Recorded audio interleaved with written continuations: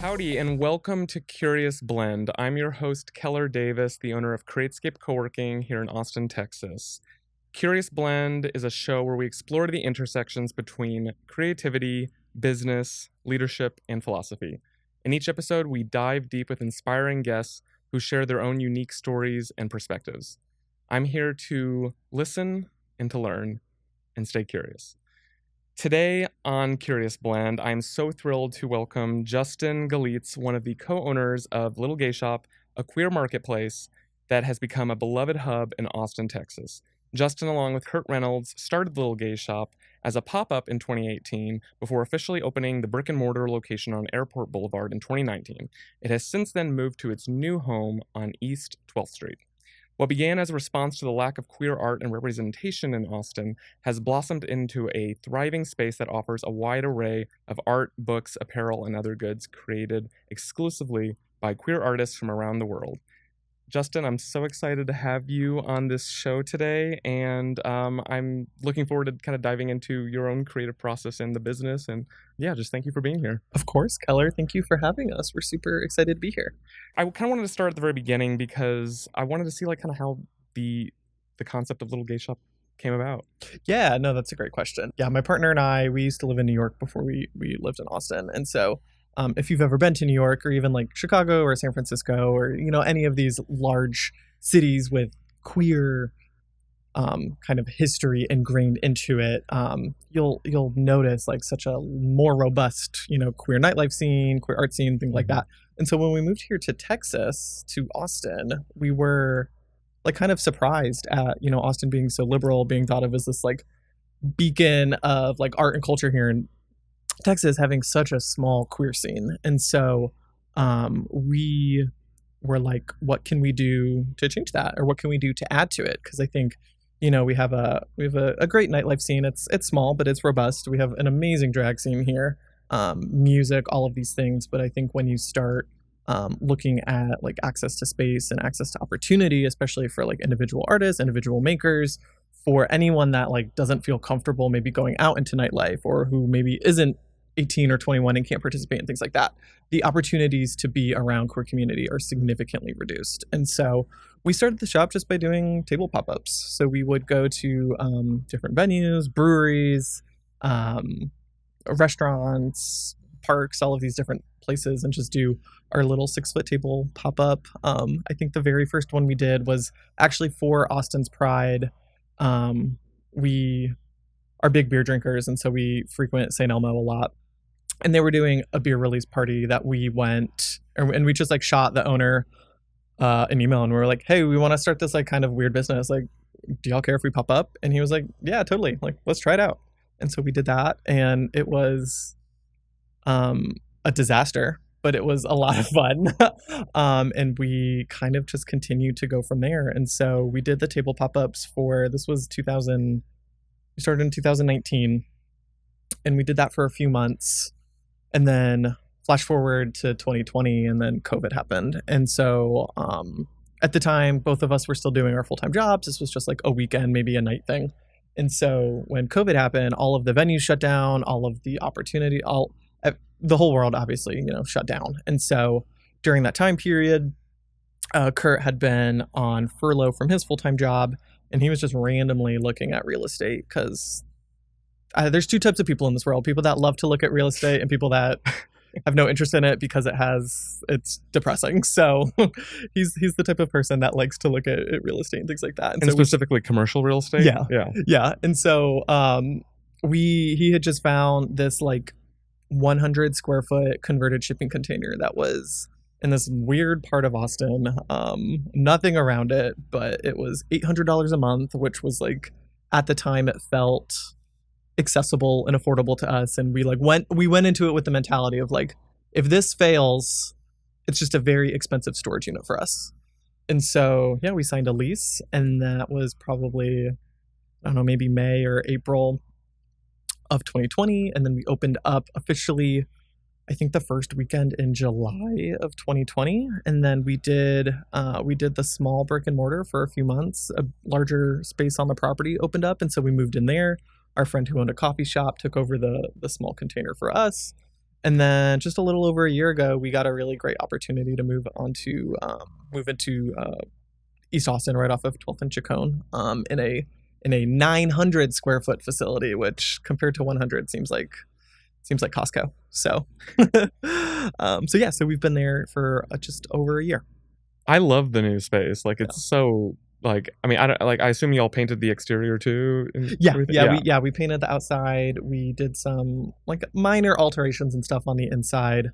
Really just wanted to make it feel, just refresh it a little bit. And then, I don't know, all of our product is like so bright and colorful and rainbows and all of this stuff. So it makes it really easy to like be visually interesting. Sure. I think I was probably in the original location when it was the shipping container within the first month, because I remember, especially because of the pandemic, like we scheduled like me and my partner like scheduled a time just to go in at that at that time, just because it was limited capacity and everything. Yeah, that seems like such a crazy long. I mean, not that it was that long ago, but it's just like the idea that happened. The fact that we had to like schedule time to go into places is so crazy to me. But it was a really fun and interesting time to open up a business in the middle of a pandemic and to continue to see it grow and flourish and things like that. So you and Kirt had already moved back to Austin before you opened? Yeah, so we had been living here. So he's originally from Arkansas. I'm from Florida. We met in Florida, moved to New York. We're up there for about 5 years. And then we just got burnt out of being up there. And so we moved down here, and we're probably here for like, I don't know, about 9 months or so before we were like, we kind of like came up with this concept and came up with this idea of a space that was solely and 100% dedicated to supporting LGBTQIA plus artists and makers. And so, yeah, when we kind of had that like seed of a thought, we were like, how can we do this? What can we do? Like, do we do an online store? Do we do in person? Kind of going through all of those questions and figuring out the name of it. Going back and forth for a little bit on that. And then I think I came up with the name Little Gay Shop because it was just like so simple and so in your face. Was that before you had the shipping container, or was okay? Yeah. So that's what we called that's what we called our like business when we even did like pop-ups and things like that. So it was so the Little Gay Shop started as a 6-foot table and then went to a small shipping container and then a small house, and now it's a still very small business. Obviously Austin's a much smaller city than like New York. What are the big differences that you've noticed in the queer community here versus in New York? Yeah, or similarities as well. I think there's definitely both. I think one of the most like inspiring and amazing things about doing this here as opposed to doing it in New York or San Francisco or Chicago or somewhere like that, Seattle, is like the queer community here seems to really care about one another and be significantly more connected to one another than maybe I had felt when I lived in New York, where it's almost like you just feel like a drop in the bucket of sorts. And so I think it's been really cool to get to know so many different people doing different things and kind of create a space that's a little bit intersectional, to get all of these different people together.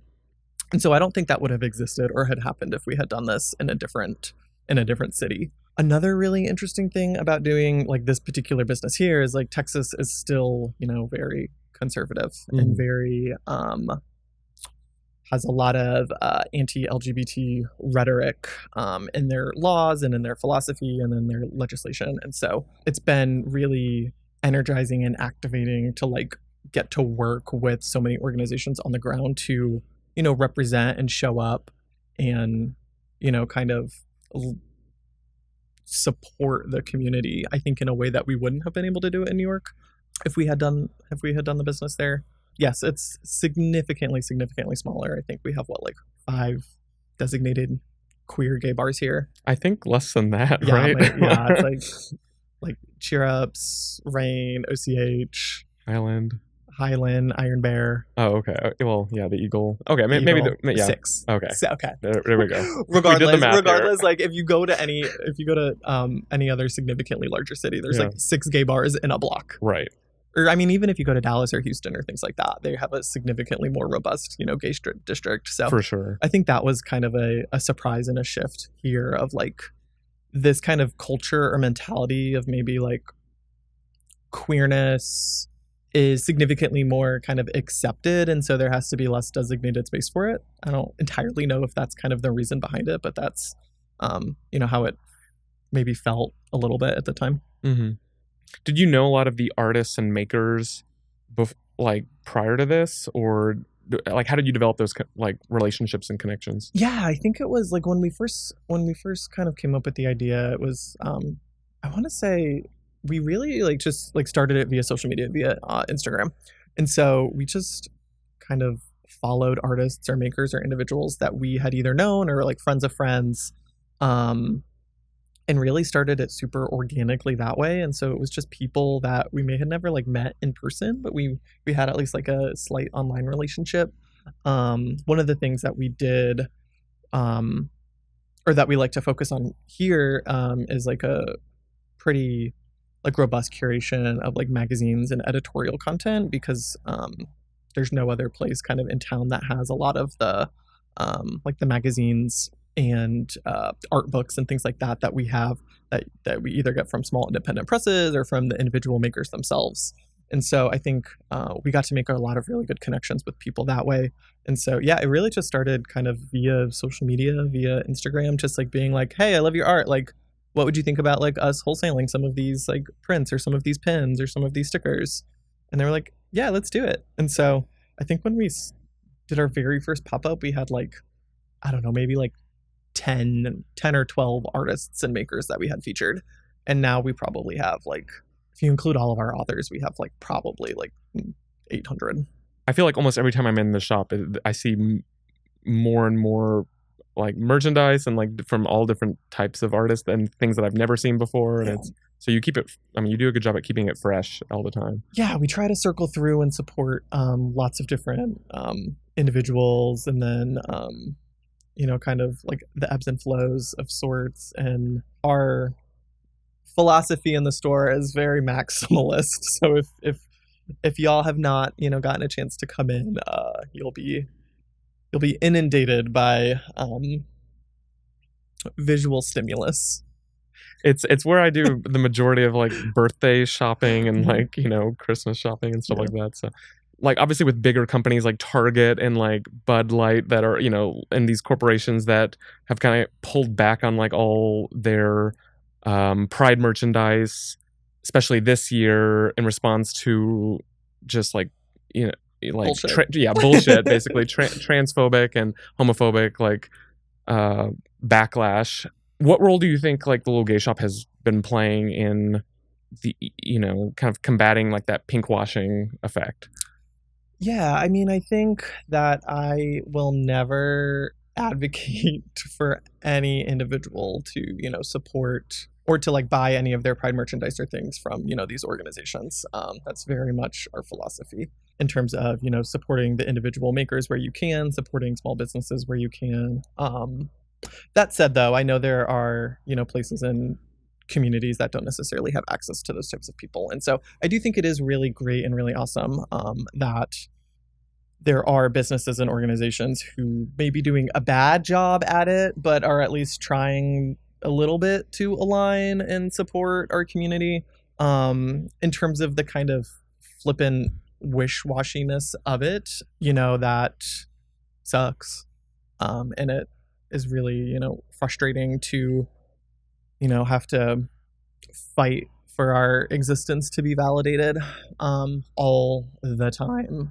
But in terms of, fighting against like pinkwashing of sorts, I think we are very much of the volition of like, we are unapologetically queer 24/7, 365. And so like when you support our business and when you support our shop, you're supporting hundreds of small independent queer creatives from around the world all of the time, instead of, just supporting Target's bottom line or Bud Light's bottom line or any of these big organizations. And so I think I would always,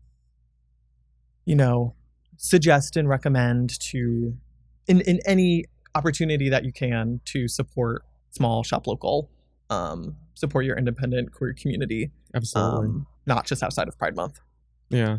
It's probably a little bit easier with your current role, but in the past, has it been harder to balance like your authentic self in like professionally, like in different jobs? I still have my full-time job. So Okay. I work at UT as a graphic designer, in addition to this. And I've always kind of worked in the higher ed and creative field. I've been really fortunate to work in places, and with people who do not care. They just care about the work that I'm doing, Sure. which is awesome, and amazing. Which is how it should be. So. Which is 100% how it should be. I've been really lucky to never have to deal with any of that. But I guess actually, that's not 100% true. I do find having to straddle. I don't talk a lot about the business or talk a lot about my side projects in my full-time job and my full-time roles, because I do try to draw a line and keep things separate a little bit. In terms of like my gender and sexual identity, I'm 100% open and I mean, you just hear me and it's gay voice, so there's really not hiding anything about it. But at least in terms of kind of like what I'm working on or like the different projects and things like that, I do try to keep those separate a little bit, just to have fair enough. A separation of sorts. I think, boundaries are important in the professional world and just in the personal world of like carving out different spaces for yourself. So that's been a lesson that I've learned. Yeah, I was just curious because, 10 plus years ago, especially when I would do like video production, I don't know, I kept a lot of my like sexual identity just to myself completely, just because it otherwise, like, it seemed like it would affect certain roles that I was taking on. And even when I was starting Createscape, I like didn't know how much. I mean, even though we were a fully queer-owned business, me and my business partners, we didn't quite, in 2014, we didn't quite know how to navigate that as far as like emphasizing it. But then, like, I think, just as we became more comfortable with ourselves, and also just like the world became a little bit more comfortable, like we kind of like slowly was like, okay, yeah, we're gonna like do Pride events, and we're gonna like have blog posts and other things that we just kind of talk about. I wish I had like a formula to be like, oh, this is like how much you should. There's not, and it's just always on like a personal, individual basis about what you're comfortable with yourself and what you feel comfortable sharing with others. And so, yeah, it's hard to figure out, like, especially in the business world, like how political you want to be about something, how vocal you want to be about this, because if somebody is listening and they do have the formula, please do share. Yeah. Well, I mean, I feel like reading Velvet Rage is a good place to start, but you're also an artist in your own right. And like, I kind of wanted to ask a little bit about your creative process, like what you were drawn to when you were young, and like in terms of projects and creativity. Yeah, so I'm a graphic designer. Not classically trained in it. I studied journalism, but I always had like an affinity for design and layout and things like that. And so that is what I got into post grad. And I think in terms of my process, I don't know. I personally don't define myself as an artist, because I find that I am using, or like, so influenced by maybe the like outcome or the, kind of like the KPIs of sorts of like, what are we trying to achieve? What are we trying to do with whatever it is, in order to get the result that we want? A very kind of like, marketing brain of sorts.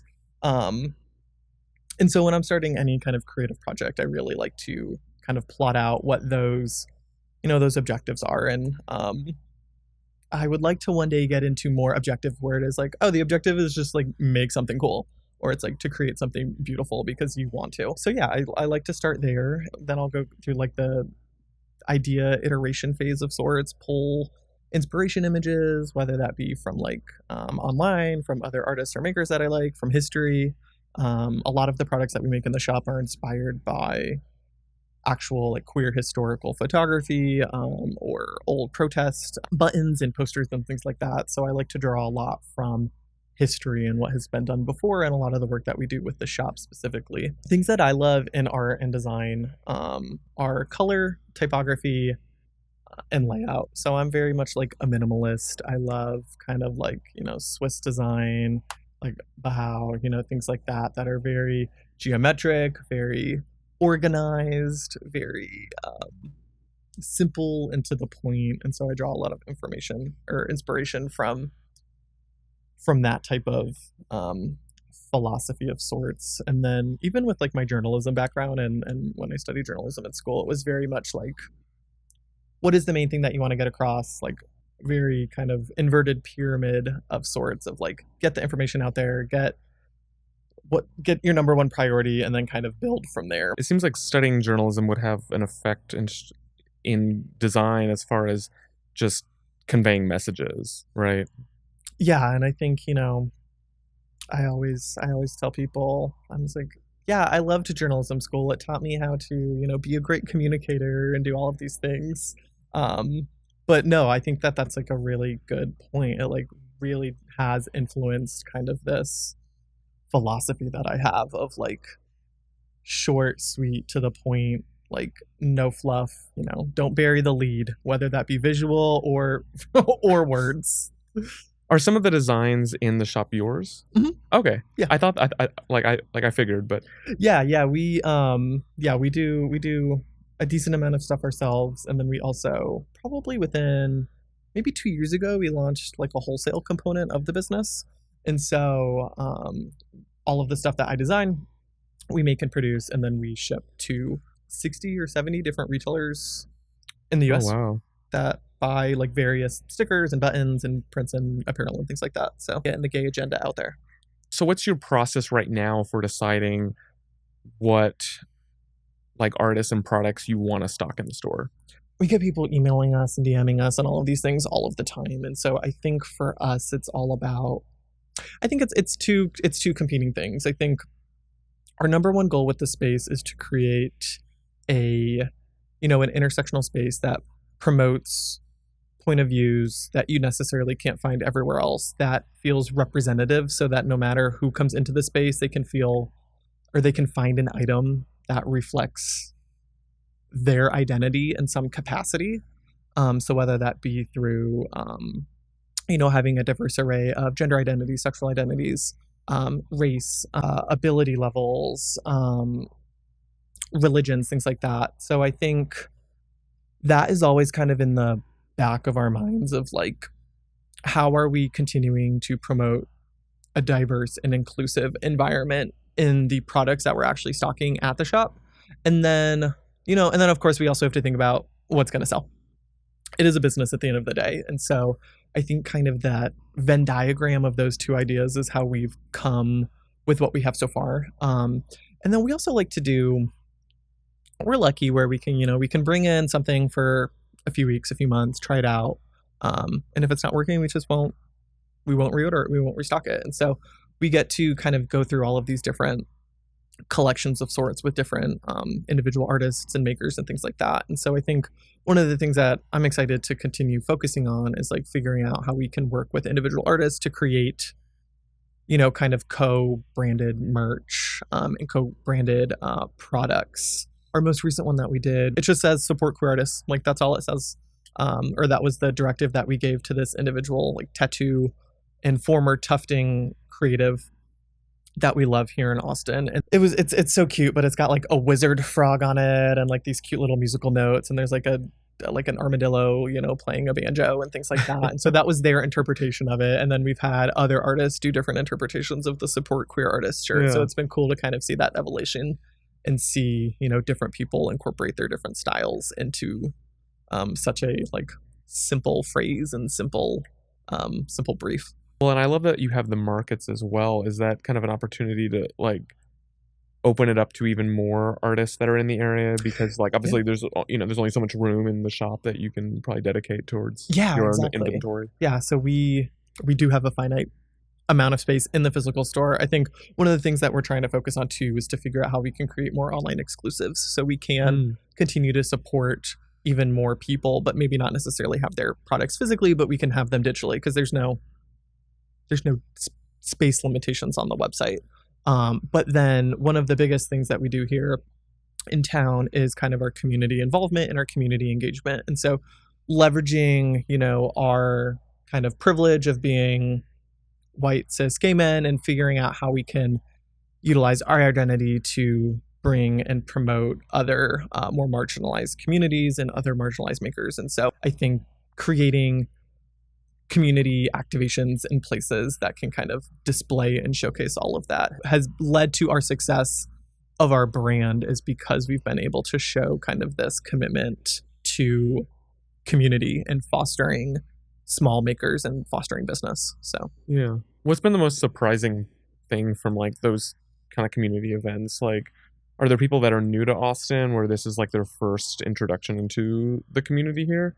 Yeah, I think we have a lot of people that that are new to Austin that get plugged into the community that way. We've been able to facilitate a lot of like cross business and cross vendor relationships, which I think has been really cool, because I think when we all are kind of working together and communicating and talking together, we only make our community better and stronger. I think about this particular instance a lot when we, in the few months of us first starting the business and first doing pop-ups, we did a Pride event down in San Marcos, which is about half an hour south of Austin, and we had like kids between probably the ages of like 11 and 14 coming to our booth telling us that they wanted to attend the Pride event so much, but their parents wouldn't let them. And so they had to sneak out of their house. They had to lie and say they were going to a friend's place.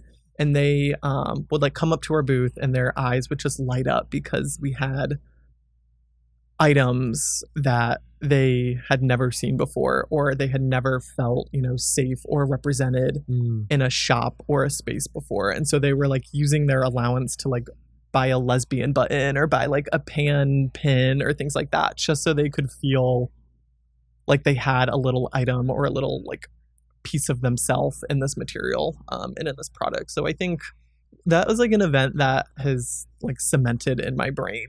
And we've experienced that type of thing in all of the other events that we do, but that was the first time that had happened. And so I think that was so inspiring, and like it was such a feel-good moment to kind of validate what we're doing and ensure that we continue doing it, because it is really important. And I don't know, it sounds cheesy and campy, but like a lot of this is, it could be life-saving. What's the impact that you aspire for the Little Gay Shop to have on the community? I think, besides just like taking over the world in general, I think continuing to do what we do in a, better and more efficient and more intentional capacity. I'm by no means an expert business person. I'm not an expert event organizer. And I think every time we do something, we learn a little bit more, we get a little bit better at it. And so I'm really excited to like get to the point and get to the place where we're like, take our events from being $100 table fee to $50 because we have the sponsorship of like Delta, or we have the sponsorship of, I don't know, like the Target or HEB or something like that. Ooh, HEB. HEB, yeah. HEB, if you're listening to this, give us your money. That's a big one. And then figuring out too, I think we do a really good job at activating and working with the makers, the maker community. But like I was saying, the queer experience is much more than that. It's music, it's dance, it's poetry, it's writing. There's so much more to it. And figuring out how we can continue to support all of these other mediums and these other expressions of art and create real kind of intersectional community and intersectional activities. I mean, to your note about not being like an expert at business, like, I mean, I certainly had no idea what I was doing when I started Createscape, and was basically just Googling every single question that I had. Like I wish ChatGPT was around at that time. Like, how do you balance entrepreneurship with design work, full-time work, and just, having a personal life too? Like how do you balance it all? I wouldn't say I'm balancing it very well, to be totally transparent. I think this year we've done a really good job at trying to carve out time for ourselves individually, like getting back into running, or like just like, turning my phone off for like 2 hours, or like telling people, do not bother me. Yeah. It's really hard to like turn off those elements of yourself. But I think it's a good reminder always that we can't continue doing the work that we're doing if we're killing ourselves and if we're draining ourselves to the core. like even right now I'm experiencing a little bit of like moment of burnout after doing programming these two really large events. And so I'm just like taking a little bit of time to reset and kind of recenter so that we can get our priorities back in order and refresh, because we can't continue doing the work if we aren't inspired by it, or if it's making us feel dread or anxiety or any of these types of things. And so, yeah, to your point, like we also just Googled all of the like how to start a business. Like they don't make it easy in any capacity. Yeah. And so especially those of us that didn't like study business. Exactly. Like I had but those are my favorite business people. Like the people that just we're crafty. Yeah. We are have a desire to put something out there, you know. Yeah. We're scrappy. We're a scrappy group of individuals that are just trying to figure it out. Yeah, I think the most important thing that you can do, even like as a small business owner, as a crafter, as a maker, as someone that's straddling multiple side hustles or jobs or things like that, is, you know, just carve out, whether it's just like an hour a day, whether it's just like taking a bath or like going for a walk, just like a moment to yourself, just to ensure that you don't burn yourself out. I've probably gotten burned out so many times in the last 10 years of running Createscape. But I feel like nowadays I've finally kind of gotten a little bit of a formula where if I am burned out, I can kind of get through it in a healthier way, like just a little bit faster than I did like maybe like 3 years ago or 5 years ago or something. So. Yeah. And I think, I don't know if this is like a personal thing. I don't know if it's just like a small business owner thing, but we obviously, you know, we have a lot of pride in what we do and what we're doing and what we're trying to achieve. Pride in what you do. A lot of pride, a lot of gay pride and personal pride. And so I think sometimes it can be really hard to be like vulnerable or to ask for help or to express your boundaries. Mm-hmm. And I think that's been a learning curve for me, is to like be comfortable in that space of being like, I can't do all of this. Like I need to ask for help, or I need to be like, I can't do this. Can you help me out? Can you do this? Like calling on your friends or your family or your employees or your community just to like help you a little bit has been a real learning curve for me. Well, and a lot of times people want to help too, like, which it like I usually, like in the past I've not wanted to ask for help because I'm like, oh, I don't want to be a burden. But a lot of times like people don't care. Like people actually love it. Yeah, they do. Like they love to help. They love to be there. They, especially like if they're kind of aligned with your brand and your mission and your business, or just even you as a person, like they're you know, they're your ride or dies. I very, very much like I never ever wanted to be a burden, or I never wanted to like be vulnerable or like be like, I can't do this, but that ship has sailed. I'm comfortable in that space now. Yeah. Sometimes when people have a chance to help, like it's like just adding like an extra little purpose into their own life that they get fulfillment out of too. So it's definitely something I've had to remind myself about. What are the future kind of plans for the Little Gay Shop? If there's anything that you want to share. I think we're always, kind of thinking about expanding and opening up different locations in different places. I think there are a lot of cities, similar to Austin that don't necessarily have maybe they don't have like an LGBTQ center in their place, or maybe they don't have like a robust queer business scene. And so I think, we would kind of look at places in cities like that we could open up different locations into. I think, continuing to figure out kind of the corporate sponsorship of sorts is one of the big things that I personally want to focus on. And then I think expanding our wholesale business is something that is really energizing and exciting to us, because especially as a creative, as someone that likes to make stuff, I like the idea and the concept of like, not only are we carrying it here, but it's also in, 50 stores across the US, and people all around are feeling aligned with our brand and our mission and our ethos. Are online sales a big part of the business right now? Not huge, and that's actually a great point. That is one of the other areas of growth that we have. I think online presents its own challenges. There's always more competition too. There's a lot more competition. Getting found. Just dealing with returns is like is the bane of my existence, of like being like, USPS lost my package, or like, where's my tracking number, or all of these things. And like when we get people that come into the store, they come in, they see the item, they buy the item, and they go home. They come in again to get a new item. They hardly ever return stuff. And so, but there is, there's a huge opportunity and market in the online sphere to expand the business. What do you think Austin needs business, like queer business wise, like that doesn't exist right now? Similar to what y'all do here at Createscape, just creating more space for artists and makers to come in and utilize studio space or utilize photography space to shoot product and shoot items. I think is there's a need for that to continue growing and expanding. So have you been over to, I think it's called Cool Dad Studios? It seemed very affordable, and I really loved the layout just because it was like an old bank or something. Yeah. And like I don't know, it seemed like it was giving a lot of really cool opportunity to artists. I have one of our vendors that embroiders all of our hats. They have a studio out there they do a small Cousin Kenny.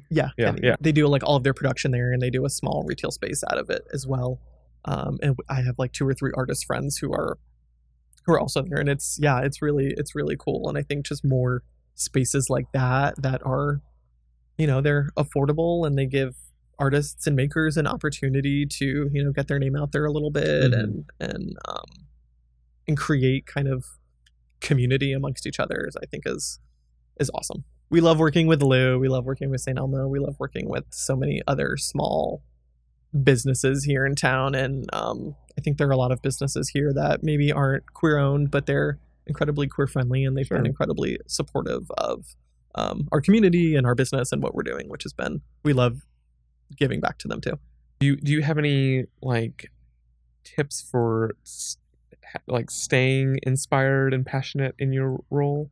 Like, I got to talk to these amazing people today that were from out of town, and they took my business card and they're interested in carrying my stuff at blah, blah, blah. And so I think, kind of hearing all of those individual stories from all of the people that we get to work with is one of the best motivators for me to continue doing what I'm doing, because I think it's easy to forget kind of the impact of the things that you're doing. But then when you hear it firsthand from people, it's like, oh yeah, like this is important. Like this is valid. Like this is actually helping people and having an actual impact. And so I think when I'm feeling a little stressed or demotivated, I always go back to those. Sometimes when I'm feeling funny, I'll go and look at our bad Google reviews, because a lot of them are just silly and stupid, and it's the complete opposite, but it's, a little bit of like, haters are my motivators. Yeah.